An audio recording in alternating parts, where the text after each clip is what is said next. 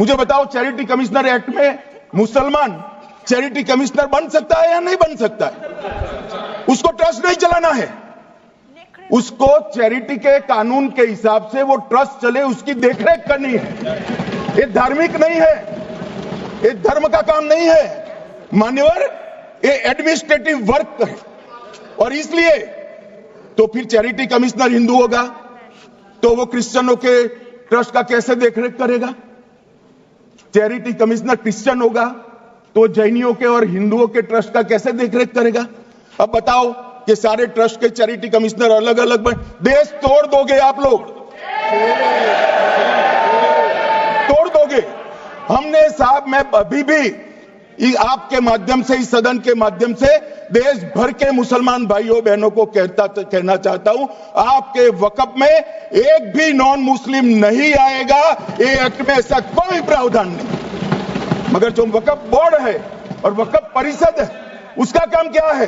वक्फ की संपत्तियां मान्यवर बेच खाने वाले लोगों को पकड़कर इसके बाहर निकालने का। वक्फ के नाम पर औने पौने दाम में संपत्तियों को 100-100 साल तक किराए पे देने वाले लोगों को पकड़ना है।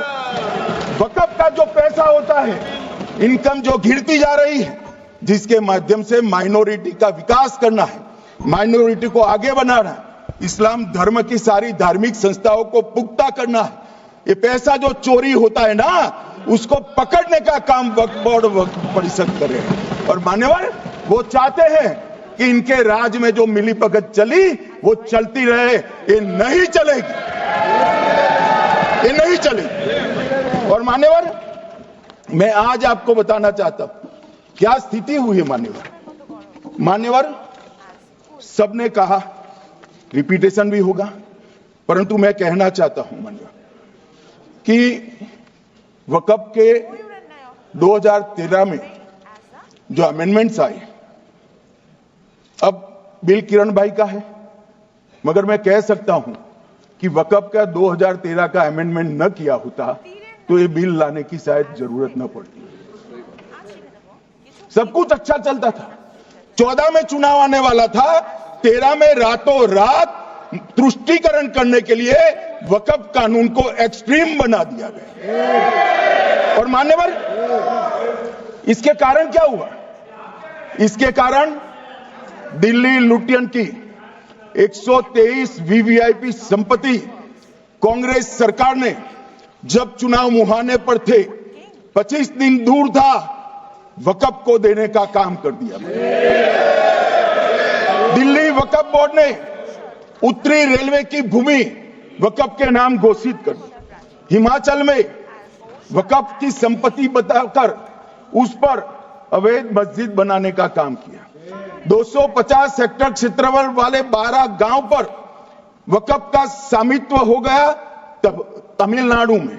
और मान्यवर, तमिलनाडु के 1500 साल पुराने तिरुचेंदुरई मंदिर की 400 एकड़ भूमि को वक्फ की संपत्ति घोषित कर। ये जब मंदिर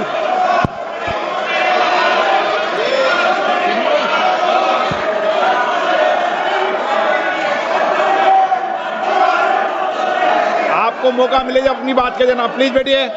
मान्यवर कर्नाटक की, आपको मौका मिले अपनी बात के देना, आप भी बहुत मिसलीड करते हैं। बैठिए गृह मंत्री जी। मान्यवर, कर्नाटक की मणिपट्टी समिति का रिपोर्ट में पढ़ रहा हूं, इसमें मेरा कुछ नहीं है, खड़े मत हो जाना। ये मणिपट्टी समिति का रिपोर्ट है। 29,000 एकड़ भूमि वक्फ की बिजनेस के उपयोग के लिए किराए पर दे दी। मान्यवर, 2001 से 12 के बीच 2 लाख करोड़ की वक्फ की संपत्ति निजी संस्थानों को हस्तांतरित कर दी 100 साल की लीज पर। मान्यवर, बेंगलुरु में उच्च न्यायालय में बीच में पढ़ना पड़ा, 602 एकड़ भूमि को जब्त करने से रोकना पड़ा। विजयपुर कर्नाटक के होनवाड़ गांव की 1500 एकड़ भूमि पर दावा कर उसको विवाद में डाला। और 500 करोड़ की संपत्ति जिस भूमि का मूल्य है, वहां 5 स्टार होटल को महीने 12,000 रुपए के किराए से दे दी। अब मान्यवर ये कहते हैं कि इसका हिसाब किताब न करो, इसकी देखरेख न करो।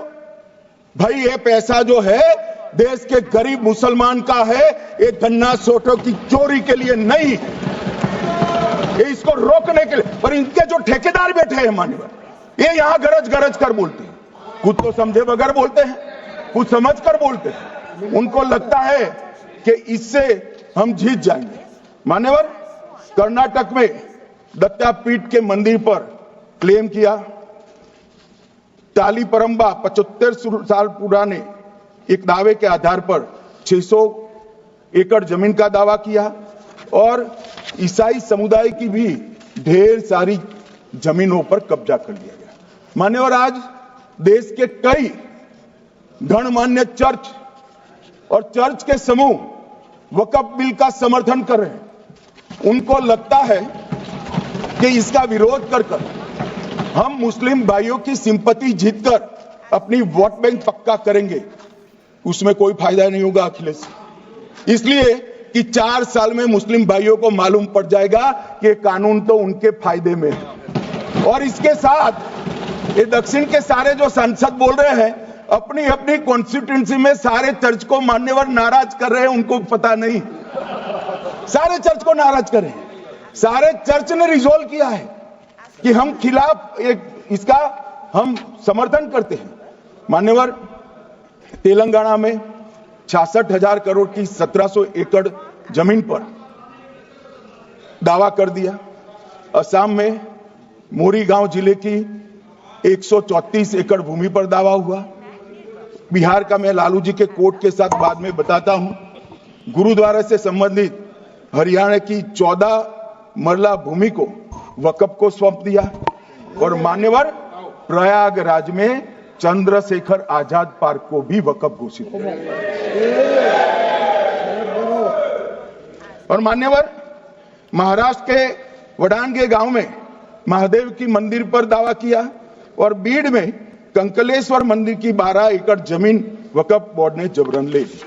मान्यवर, ये सब जब जो चल रहा है, इसमें आज भी मैं स्पष्ट करना चाहता हूं, वक्फ जो कि मुस्लिम भाइयों की धार्मिक क्रियाकलाप और उनके बनाए हुए दान से ट्रस्ट है, उसमें सरकार कोई दखल करना नहीं चाहती है। मुतवल्ली भी उनका होगा, वाकिफ भी उनका होगा, वक्फ भी उनका होगा। परंतु वक्फ की संपत्ति, इसका रख रखाव ठीक से हो रहा है नहीं। वक्फ का संचालन कानून के हिसाब से हो रहा है, निजी उपयोग के हिसाब से।